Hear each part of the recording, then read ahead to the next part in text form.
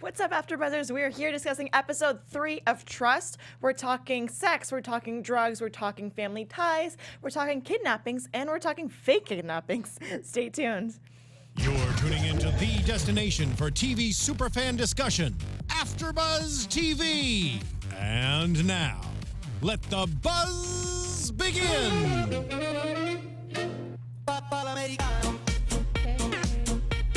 Get us some lights, Anthony. Wow, we ain't got no party lights. There we go. Thank you.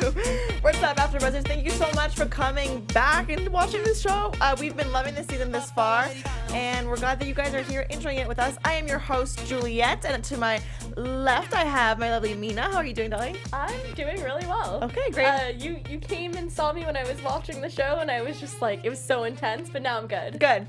Monique Loveless.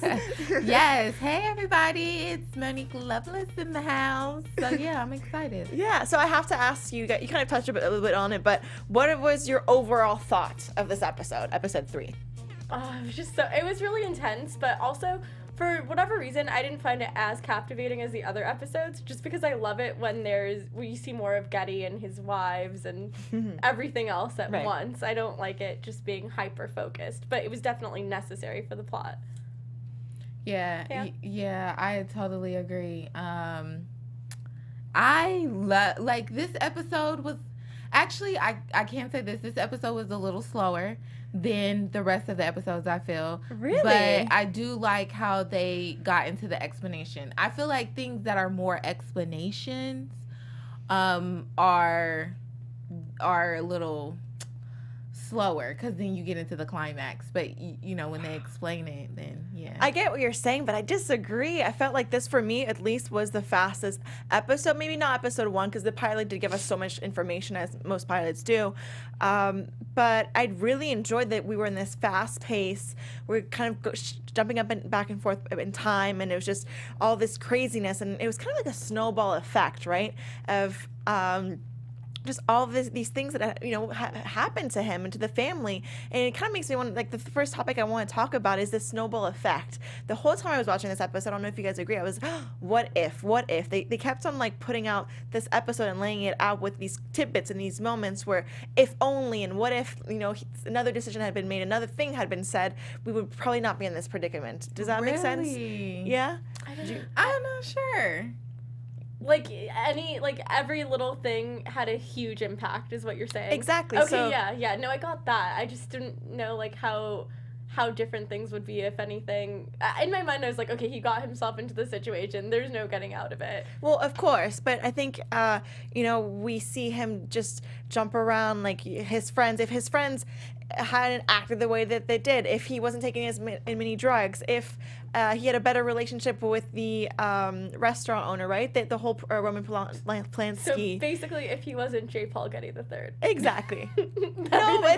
he had made better decisions, and if you had surrounded yourself with better people. But then if he would have made better decisions, we wouldn't have this story. So I just feel, I'm feeling as though it's like this particular episode really delves into why he's in the situation, which I appreciate, but at the same time, I don't know. I feel I didn't have, honestly, I didn't have any what ifs. I just felt like most people, like a lot of people who are on drugs, don't think clearly, or have the clarity, so they tend to make certain decisions like this. So it makes sense. Right.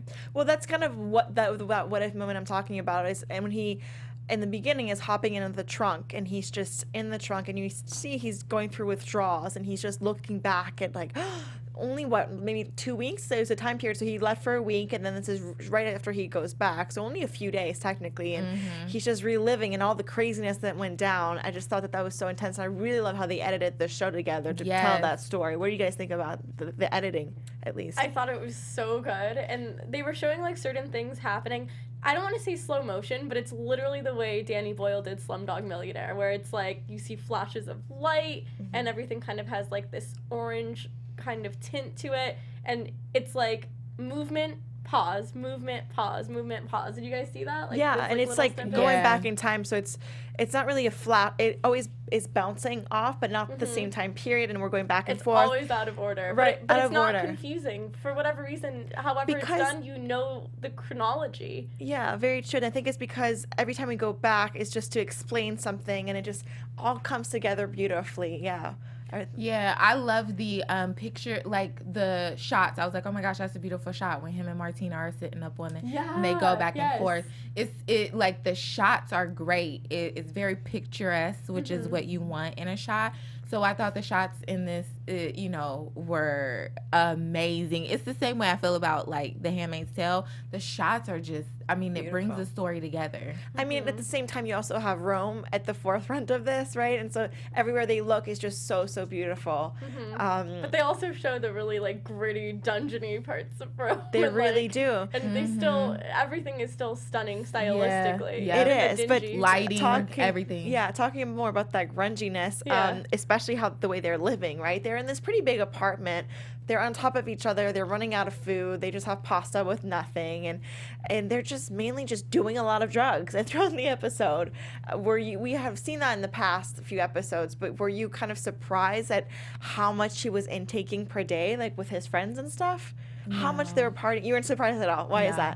that? When you just have personal experiences with it, like close to you, you understand it. Like you get it. Like so when John Paul Getty like Sr. was like, I don't want, during the first episodes, and he was like, I don't want anything to do with family who is, what's up with this drug problem. It's really taxing because they will do anything. Nothing is surprising. So yeah, I'm not surprised at all. You weren't surprised at all. I was kind of surprised at the fact that he didn't take a second to think, wait, how are we buying these drugs? They cannot afford food, and they have to scam their way into getting dinner and like having those paintings, which I thought was really entertaining. Yet there's no thought process until later in the episode. Like, what? You mean you put this? There's a tab under my name. My question was, why would they make a tab on somebody else's, not his friends, but why would the guy give them a tab anyway? Right. That's what I didn't understand. A tab for them makes sense. Like I said, once again, people who are on drugs make certain decisions that you would just be like, that's a decision not to make. But because they're just not in the right mind. But it's like, why would you make a tab when you're supposed to be a drug dealer? Like, Right. who makes tabs? Especially, I need my money, like right now. I'm not taking no tabs. I owe you. This is not I owe you. So Yeah. I don't know. That was weird to me. Yeah, it was strange because that made no sense in the sense where he kept on having to come up with different paintings, and we saw in the first episodes how many paintings. There's numerous paintings, and he's begging basically for food, yet they're giving him highly expensive drugs, and they're just throwing the Getty name, and that just I think was another way to just show how much back then that name had so much power. He's the richest. He's related to the richest man on earth. Right. Technically, like they said in the first episode when they broke it down, you're rich, but it's in the trust. It's Right. like you're not really rich, but you're rich. Like he said, we never do cash. Like, so it's kind of like people didn't understand that. I'm just blown away by why would you give somebody who is on drugs a tab? Like, Right. seriously. Right, but I didn't get that. But you do Also, make a great but I point. feel like Whereas that's how you do make a great point that no one really knows the reality as they Yeah. explain it. They put it down. It's like the trust, you only have access to it here and there, but no cash. Yeah. And it's just, I think this show in general is doing a good job at making comment on what the perception is back then, right? The Right. public view versus the actual facts. Right. What were you going to say? I have no idea. I totally forgot. Yeah, totally forgot. my Yeah, point. so when they covered that in the first episode, I thought that was great because now we can see the reality, but a lot of the times people aren't thinking of the reality. And even when he saw it, he still didn't think of the reality, like, oh, he's going to pay.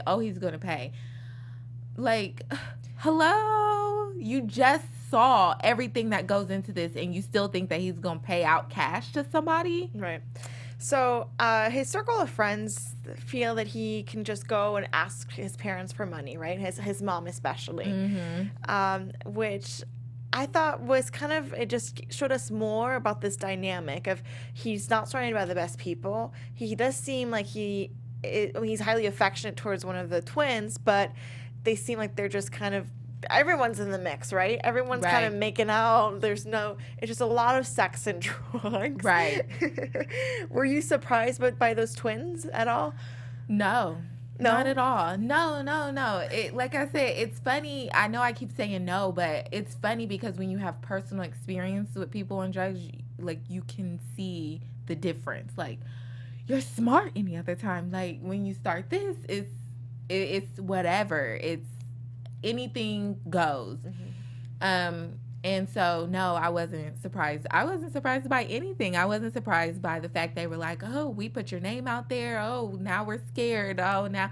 Like, no, I wasn't surprised by any of it. Right. But what I thought was crazy is that it just, let's remember that he's 16 at the time. He is 16 years old. And yes, he has like one, maybe two girlfriends. I still don't really know that full dynamic. One, at least, that he's really attached to. Martina.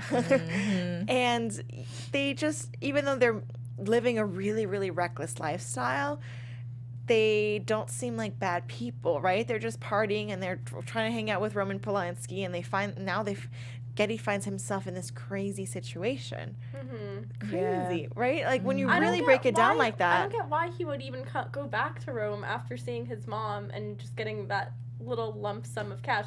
Like, I feel like there were so many ways for him to not be in this situation, and that's the part that's annoying. And I know we wouldn't have a story if, like, none of this happened, but I just don't, like, how did you get into this situation? Like, it's just so much recklessness. You would think that once he's in the hole, he's not going to keep digging the hole and making it bigger and bigger and bigger. But like you said, when you're on drugs, nothing matters. It doesn't matter. And he's young, he's reckless, his prefrontal cortex isn't fully developed, he's not making rational decisions. Through the prefrontal cortex. I don't know. I just feel like it's all one thing after another. No, but I do agree. But in a way, I feel like he was trying to fix it, but by trying to fix everything, he was making things worse. So you're saying that when he goes to see his mom and she gives him that wad of cash, instead of going to England like we know that he did to go beg for more money, you think he should have just split? Yeah, like, why go back? Is this really the love of your life? Like, why are you going back? Absolutely not. That was annoying. Like, yeah. Like, she wasn't. Oh, freaking, like, teenagers. Like, I just don't. Like, why go back to Rome? Like, you already have all these people after you. If you stay there, they're not going to come after you. Yeah, I think that was a good question. Yeah. Like, why go back? Why return when all of these people clearly threw you under the bus already? Maybe because he didn't want anything to happen to the twins, but it's just... He wants to go to Morocco, you guys. He wants to be with his girlfriend in Morocco and have children and marry her. That's when you want to just shake somebody and say, it's not your responsibility. Like, so... I don't. But he has nothing else to live for. Like, what else does he have? He's not happy without her, and he's living this life. Like, I don't know. I know. It's so toxic. It's so toxic. And you know what? I think that if only he could have listened to a podcast. Right. That Monique's going to tell you guys a little bit about. Exactly. See, he would have got his life together if he would have been listening to this. Right. If he would have been listening to this podcast, he would have had his life together. Okay. Tell us about it. So want to have fun, learn, and grow in all areas of your life? For those who do, we have a podcast for you. Conversations with Maria Menounos. Podcast edition is hosted by our AFTERBUZZ TV founder and drops every Friday on iTunes. Conversations with Maria Menounos features celebrity and influencer interviews along with secrets, tips on how to be better in all aspects of life, from health and wellness to career, relationships, finances, and more. Let our Maria be the big sister you've always wanted. Just go to iTunes and subscribe to Conversations with Maria Menounos for free.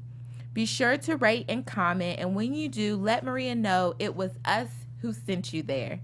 Conversations with Maria Menounos podcast edition. Check it out. So yeah, if you would have had that, Maybe he would have had his life together. It's really good. And she talks about, like, stem cells and, like, all sorts. Like, it's everything. It's not just one thing. So it's fun. Yeah. He would have benefited. He would have. And from the as finance part. As Monique said, please do check it out. No, I mean, such great content there. And leave a good comment on iTunes and tell Maria that we brought you there because, we want her to be happy with us. Definitely. You know who was happy, but it was kind of sad, was actually, his mom, Paul's mom. Poor thing. How do you guys feel about that whole scene when he goes to visit his family and she's trying to get him to stay, and obviously that doesn't happen? What were your thoughts? It's so obvious how much she loves him, and I feel like he is, to a certain degree, a softie, and it's evident. I mean, we find out later that he did kind of have a rough childhood in the sense that his parents always argued. Not his stepdad, but, like, his actual legit, like, biological dad. A lot of drinking and... Yeah, like, he talks about that when he talks about how they would just... His siblings and him would go to the roof and they'd pretend that they were, like, escaping on a canoe. And when I heard that, I was like, oh, man, like, he probably just, like, went through so much because his dad was on drugs and his mom's trying to keep the family together. And you really feel, like, the love the mother has for him, but you also feel to a certain degree, like, he really loves her, but there's, like, a lot of pain there, and there is a disconnect and, like, distance there. And yes, obviously part of it is because of the drugs, but I think there's also so much more there where, she probably blames herself for the whole kidnapping and, like, not being a better mother, but she is clearly trying the best she can. Like, I don't think she's a bad mom. We're not there yet in the story, but I do like what you're getting at is that their whole dynamic, you see pain there. Yeah, you do. Yeah, you do. See, and it's because probably because of the stepdad too. You see that interaction. Yeah, and how cold it is. I definitely see pain, and I feel like guilt. She felt guilty that his life is the way that it is. Yeah, for sure. That I feel like that's why she also gave him the money, because most times when parents are like, I'm done, they're not. They're like, you're just coming home to get money so that you can do drugs. Like he said in the beginning, to the child, to his dad, he was like, you want money again? You know. So I'm just feeling like there was guilt there. She feels guilt. I do feel like it was a really sad moment because all the kids wanted him to come home. His mom wanted him to come home, and then the stepdad or whoever he is, the boyfriend, comes in and ruins that moment. Like, you're a nobody. Like, you need to work. I feel like that is such a realistic moment, and he was actually like, you need to. I don't think he does not like him. I think he just wants to see him get his life together, and at this point, it's taxing. It's like, why are you even coming around? Right. Because you don't have it together. You're always, and it's just one of those relationships that I think is realistic. It's very realistic. It is. And you were talking earlier about how he just wanted someone to shake him. And it was interesting because what he was saying was true, right? He was saying, I'll pay you $5 an hour. And he was getting that shaking that he needed. It's just that they don't have that relationship for that to be really heard and listened to. It needs to be coming from the mother. And she, I think as Mina was pointing out, it just feels really guilty because she keeps keeping these men, picking these men who aren't really great for her, right? Right. This boyfriend's drinking. He doesn't get along with her son, which is, very imperative to keep a family together. You have to get along. Right. It's just step parent, So I think, a lot of pain there, a lot of stuff. I'm reading right now, by the way, like this is in real life. They're talking about where is Gail now, like where is the mom? And it's just such a sad story. Like, it talks about how, she was really vocal. She was a tough person because of everything that she had gone through.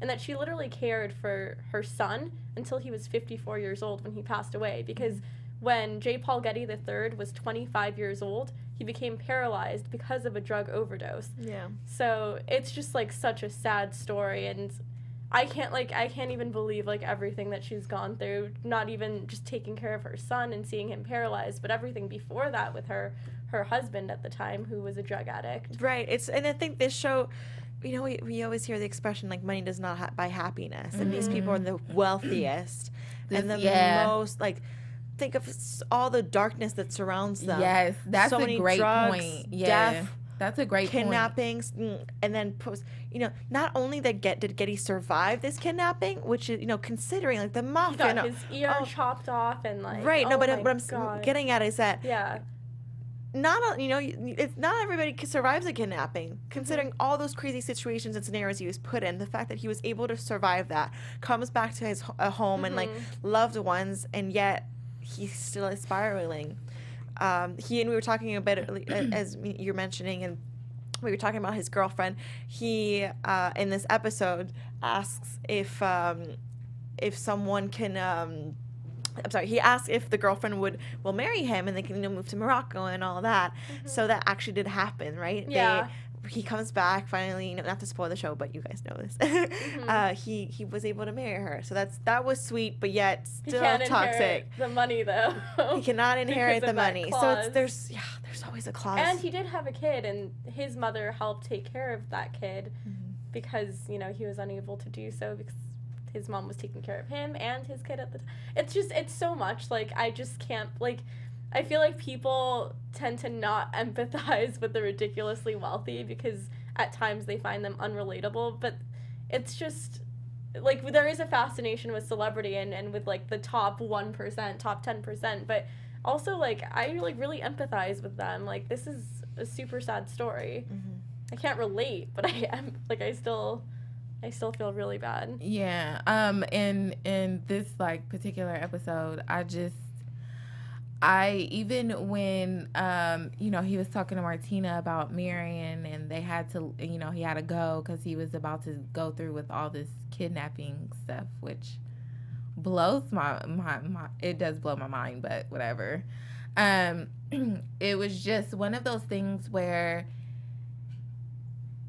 like, are you really in love, or are the drugs talking? Right. Or is it the idea of love? Yeah, or the idea of love. Because he goes off. I mean, even in this episode, when he goes off and escapes, he's kissing other women and, like, just She's kissing. Did he kiss other women? I saw her kissing out with a bunch of people. No, he kissed that lady in the... No. Oh. When he kissed the lady in the bar, when the music is coming on and he's in the bar and he's drinking and he kisses her. He tells her to kiss him and they kiss. Yeah. And then that's when I like how they went back to that scene from a couple episodes back. Yeah, they kept on jumping around. Yeah. So as we know, he went to England. That didn't really work out, and so he's back. And the twins are pissed. Even though they know why he left with a purpose, and they kind of are the reason why they're in this predicament, they're still pissed because they were, in a dangerous situation while he was gone. And that's when he comes up with the idea of a fake kidnapping. So Mina and I talked about this in the last episode, where we try to figure out, okay, there's rumors that this was a fake kidnapping, but then it became a real one. And then there's other rumors that completely deny that, and we couldn't really find a real truth to it. So I thought it was really interesting that the show went with this idea of It's both. Yeah. Right. So what do you guys think about that? I thought that was really good. Like, it was planned and then turned into a real kidnapping by the big boss, right? That was Primo. Primo was the one that, if I'm correct, is the one that they owed anyway, but they were doing it through he's the big guy. He's the guy that we see in the beginning who scolds him, and he's like, why are you giving them free drugs? Yeah. I mean, I would have been asking the same damn question too. He's like, you owe me money, so why are you being so generous when you owe me money?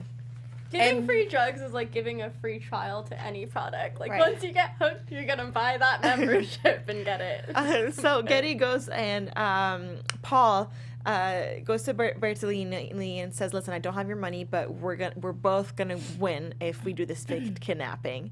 And quickly we realize, wait, that's not actually going to plan. And what happens is that there's a change in management, as Primo said it. I love that. That was great. He's like, it's been a change in management. That was amazing. Yes. That was so funny. And then I was like, oh, wow, things are getting really real. Oh, gosh, that was so stressful.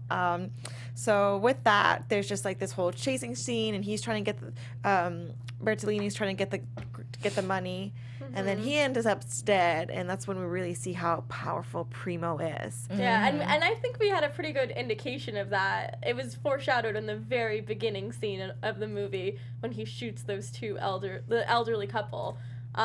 We already knew, like, this guy is brutal, he's merciless, there's like no redeeming quality in Primo, and I don't think we're ever gonna see a redeeming quality in him, as evidenced by the fact that after he shot, like, I don't know if you guys noticed this, after he shot both of them dead. By the way, crazy accuracy with that rifle. But when he shot both of them, sniper, yeah, because it had the little hole where you like look He's through. A sniper.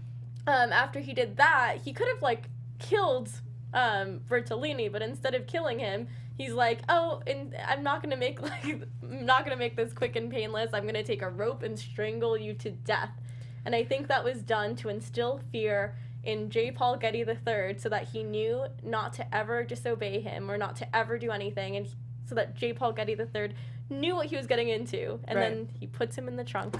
He does, and like body. even it was funny because before that Paul's running away because he's just like, oh my god, what's happening, and he's just running, and I don't even know the way he was running. It was more so of like a chicken with their head cut off, you know what I mean? He wasn't really trying to escape. He was just trying to run away from his reality, but even though he knew he couldn't. Did you guys think he was really trying to run away, or do you think I'm right? I think you're right. Yeah, I think did it right. haphazardly. Where was he going to go? It's a giant cornfield or whatever that place was. He has nowhere to go. Middle of nowhere, no keys to in the ignition, like nothing. Right, and especially when you just saw two guys get shot who had a car. They had a car, right? They were were gone. And they was gone.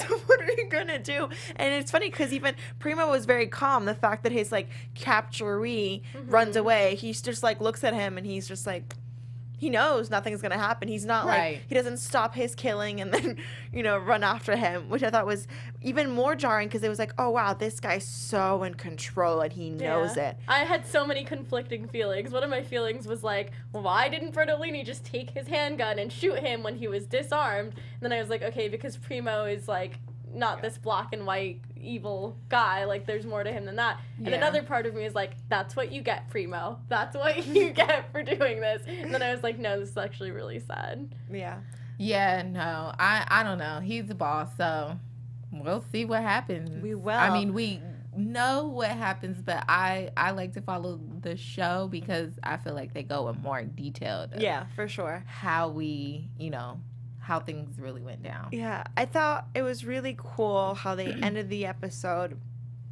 towards the end with him in the trunk, as we were mentioning with Bertolini's dead body, because in the beginning of the episode, he's in the trunk of a car, and it's already really creepy, but knowing what we know at the end of the episode, in the beginning, he is in control, right? It's his idea, and he can also see out of it, like that little tunnel or the little light in the hole kind of symbolizes like there still is hope. There still is like a tiny ounce of hope if I change one thing. Exactly, but no, because he's on drugs, he's going through withdrawals, he's in his, they call it the 5-star hotel of kidnappings, right? In a room, his own bathroom, the whole thing, and he's going with withdrawals, and he escapes because he needs coke. And that's why I go back in the beginning of this episode, I keep on saying what if, because what if he just had stuck to the plan? We would not be in this predicament now, would we? Probably not. He was even wearing the cocaine shirt in the very beginning. Remember that? It looked like Coca-Cola, but it said cocaine. That's so funny. I feel like if you would have. But then again, it's like you staged your own kidnapping. What do you expect? Who are these people? Like you staged your own kidnapping, and people who go along with that, you are destined to fall into something little more dangerous. He jinxed himself. Yeah, he did. But I go back to the fact that he's a 16-year-old kid who has been doing way too much blow and just doesn't really. He's not just all there yet, Well, that's his fault. Monique has like no patience for him. I have no empathy for people like that because it's just kind of like you are making a decision. You have a choice. You're making the decision to be 16 and do blow. And nobody, like, you're out, like, first of all, yes, you may be broke, but you're out in Rome in 16. I couldn't afford to go to Rome. So I'm saying, no, I have no sympathy or empathy for just like the reckless behavior. The recklessness that and the non-understanding of that this is life and you choose. Exactly. So the fact that, because I was 16, I knew that well enough. I'm pretty sure at 16 you know at least that much, even if your frontal lobe ain't right. That's why I really did your prefrontal cortex. And actually your prefrontal cortex is slower to develop when you're a guy than when you're a girl. So that's why girls develop faster no and excuses. can make better decisions at the same age that a guy can't. That's so funny. We just mature faster. That is true, because, side note, I just did find out that men don't grow up until 43. So, Oh, that's not. It doesn't take until 43 for the frontal cortex. To well, it might. So, But anyways, but yeah, I think just didn't feel I didn't feel any type of way about it, because he dug himself a hole, and now he's trying to dig himself out of it on drugs. All of this while you're on drugs. Right. There's no way. that's why I really did enjoy that scene of him running away.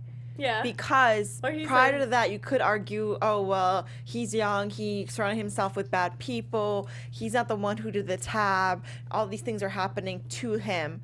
Versus, no, he ran away. But I thought it was He's interesting creating that, these like, situations. that the drugs were more of a catalyst for him to, like, find a way to escape than other things are. Like, shouldn't his life be more important as, like, the thing that motivates him to escape? But literally he was in such a terrible state and he needed his drugs that was the way he escaped after the guy goes to, like, throw away his fecal matter. I'm feeling like What? the escape had a little more depth to it than I just escaped. It was kind of like you said in the when they were out in the cornfield and he was running, but he wasn't running because he knew he could leave. He was just trying to somehow get away from his reality. Yeah. And I felt that same way with Oh, you're that. talking about that running, not the one where he goes out. Well, of no, the both. window? I'm Okay. bringing it back to that. So I'm talking about in that case, I feel like the escape was the same way as the running in the garden or the cornfield or the sunflower, whatever it was. Yeah. It was the escape was the same way. Like he wasn't really trying to run. Like he wasn't trying to run from the kidnapping because he knew what this was. He was trying to somehow escape himself or escape reality. Right. That's kind of what I picked up from it. So I thought so too. And then the last thing I want to touch upon is the fact that his passion for art, right? That his friends are getting drunk and they continue to go party to go to Roman Polanski's house, which I thought was such a funny touch to the show. Especially Roman Polanski back then wasn't who he is now. I mean, he's he's obviously going to be the same person, but was really at the peak of his career, and everyone wants to party with him. Like, it's really cool. There's awesome filmmakers in town, yet he doesn't really care about partying with the stars and the socialites and all that. He just wants to go and sleep in front of a painting. Well, that's because he understands the celebrity life. Well, not celebrity, but the wealthy life. That's not intriguing to him because he's seen it in a negative light. So he's really, I feel like he tapped into something that he's more passionate about. That is kind of like the upside. Like, I feel like when you're down and out and you never came from anything, you want to go and see the parties and be with the celebrities and all of these known That's people. such a good point. But with him, he's already had that lifestyle and he sees how it's ruined his family. So it's like, it's not about the money, guys. It's not about this. It's about a passion. And he is experienced more of the passion of life than I want wealth Right. in life. So And I thought it was also I don't know who that guy was, a gate opener. He handles the museum of some sorts. Anyways, the guy who lets him in, he's telling him about the painting. The painting was from Battista San Genovi. I'm sorry if I'm missaying this. And he was telling this whole story about the painting, and I thought it was interesting how he was, in a way, forewarning him. And he was saying she just wanted, the girl in the painting, wanted the head of John Baptiste on a silver platter. Yeah. And it just kind of, I took it as, be aware of these women you're surrounding yourself with. What did you guys understand that reference as to? That's really perceptive. I didn't really look into it. I knew it was symbolic, but I didn't really read into it more. But now that you say that, I totally agree with you. Yeah, I definitely thought the same thing. Like, just be careful of the women that or just people in general that you surround yourself with. because it can be a danger zone. Right. So all they yeah. want is your head on a silver platter, right? Or the Getty name, you know. With that being said, I think that kind of wraps up our episode. Do you want to get into some news and predictions, Mina? Yeah, let's do Yes, it. let's do some news and predictions. News and gossip. AfterBuzz TV News. Sorry about that, flop guys. So yeah, what'd you got with us for some news? Well, this is like more from a historical context, but in the very beginning of the episode, we see, you know, all of the different riots and how John Paul Getty III is kind of like throwing stuff and he's kind of in there. And it's just like a lot of chaos going around. So I found out that this was actually known as the Hot Autumn, and it refers to the widespread unrest in the 60s and 70s in Italy. And basically, there were like different acts of terrorism, but it was carried out on both sides. There was a right-wing and a left-wing paramilitary group, and the groups were, it was just like a lot going on. Like I can read the whole thing to you, but it was like this whole movement, and there were a lot of people who opposed this movement, and it was like the younger generation that would protest against it, and obviously like different factions competing for power, and that was what was really going on at the time. I think that's interesting. It's an interesting point because although, yes, he is technically not Italian, he is living amongst the Italian people, and he is young, and you're saying that the young people are fighting at least their government and they're taking action versus he's living a life of just sex and drugs and rock and roll. Yeah. So I think it was a good juxtaposition of between what's going on in the world, the real people versus the Gettys of the world. So really, really cool. What about the title of the episode? So La Dolce Vita means the sweet life, and it's kind of ironic because there was nothing sweet about it, but it kind of refers to like indulging in like the finer pleasures of life. But it also refers to a legendary film by Fellini, and it was in this film that the term paparazzi also became like an American word in a sense, because it is an Italian word, but it became used like It's the more intentional commonly word. Yeah, it's an intentional in our like, you know, in our society where we're like, oh, paparazzi, TMZ, like this, that. So yeah, that's the other reference. There's like a lot of film references within this whole Getty series where there's like film references here, there, and with Roman Polanski. I think that's a great, I honestly, this is what came to my mind. I think that's a great title for this, The Sweet Life. Like, honestly, if you have the life to be able to stage your own kidnapping because you even think you're going to get money, like, you're not going to stage your kidnapping if you're poor people. Yeah. You're going to be like, you're not getting anything out of cares. it. So I do think that's like actually a perfect title for it. What? Yeah, it is.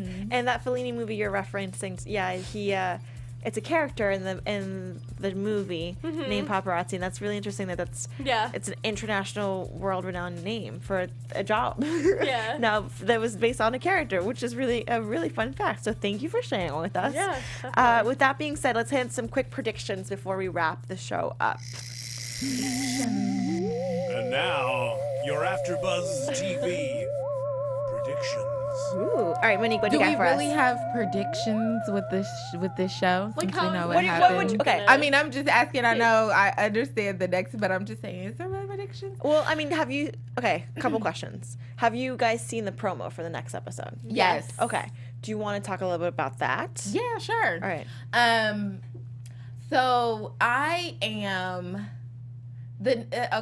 so the next episode is I don't know. I feel like it's going to be a little bit better than this one. This one, I think it was good, but it was just slow for me because they were trying to explain the kidnapping. But I think next episode is really going to pick up, and I'm actually really excited to see next episode. What are you, if you don't have a prediction, is there something you would like to see?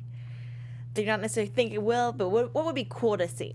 It's hard to say because like you kind of already know the story. That's why I say, Right. do we really have predictions? But it's hard to say because you already kind of know the story. I do want to get more into, which we do see next week, more into the Primo kind of kidnapping, that side of things, and how it really is for a real kidnapping where he can't just open up the window and have his sailor and boat and, be talking to the person that actually kidnapped you and having all these Yeah, no good, friends. moments. So him kind of going through that, and I think we see that side next week of the real kidnapping. What you thinking? I definitely want to see the relationship between his mom Gail and him. I mean, J. Paul Getty III. I think we're definitely going to see that in next week's episode. We're going to see like how affected she is by the news of his kidnapping, and we're going to get more into depth with that. And I'm pretty sure we're going to see flashbacks of him and his mom's relationship in the past, maybe things that went wrong, things that went right. And like that's what I'm most interested in, is like those interpersonal connections. And you know, I want to know, why is J. Paul Getty III the way he is? What was he like as a child? Why is he like this now? Like, what motivates him in life? And what are some traumatic memories he has from his childhood that have caused him to act a certain way? Like, that's what I'm most interested in when it comes to the development of the plot. Right, I agree. That's really what I want to see too. I want to. In this episode, at least, he mentions his grandfather showing him paintings at a young age. So I want to see young Getty with his grandfather. I want to see more of the mom and the dad, and why he is in this situation at 16 years old, living alone, full of drugs, and that just is his reality, and his mom's aware, and everybody's aware, and no one's really doing anything about it. So that's what I'm excited to see. It's going to be the first episode not directed by Danny Boyle. Right, so I'm super curious to see, like, how does that change everything stylistically? Because I loved, like, how everything was stylistically for episodes 1 through 3. Now I'm kind of like, what are we going to expect now? Like, how is it going to change? A lot of shows do this, and FX especially will have different directors and different each episode. So I think, I'm excited. You know, as much as I've really enjoyed these episodes, I think it's going to be really cool to have things changed up. With that being said, guys, please go on our iTunes and rate, comment, subscribe, go on our YouTubes, like our videos, and also go follow us on Instagram, on Twitter. Where can they find you? You can find me, I'm Monique Loveless, and you can find me everywhere at Miss Mo Loveless, and that's MSMOLOVELESS. So make sure you check that out. And also every Tuesday, I am on The Voice at 10 p.m. So make sure you check that out too. Hey everyone, I'm Mina Wahab. You can find me on social media at Mina Makes Magic. And make sure to tune in to the season finale of America's Next Top Model and watch our after show at 8 p.m. on Tuesday. It's going to be really, really awesome. Awesome, guys. I'm definitely going to be tuning in those two. As you guys know, there's so much content here on AfterBuzz. Those are only 2 shows out of so many others. So get lost on the AfterBuzz rabbit hole. We have so many different channels. We do wrestling, sports. We do a lot of red carpets too. So we get to hear from the stars themselves. And yeah, go check that all out and follow me on Instagram at Bonjour Juliet. Until next time, bye guys. Bye. From executive producers Maria Menounos, Kevin Undergaro, Phil Svitek, and the entire AfterBuzz TV staff, we would like to thank you for listening to the AfterBuzz TV network. To watch or listen to other after shows and post comments or questions, be sure to visit AfterBuzzTV.com. I'm Sir Richard Wentworth, and this has been a presentation of AfterBuzz TV. See you later. The views expressed herein are those of the hosts only and do not necessarily reflect the views of AfterBuzz TV or its owners or principals.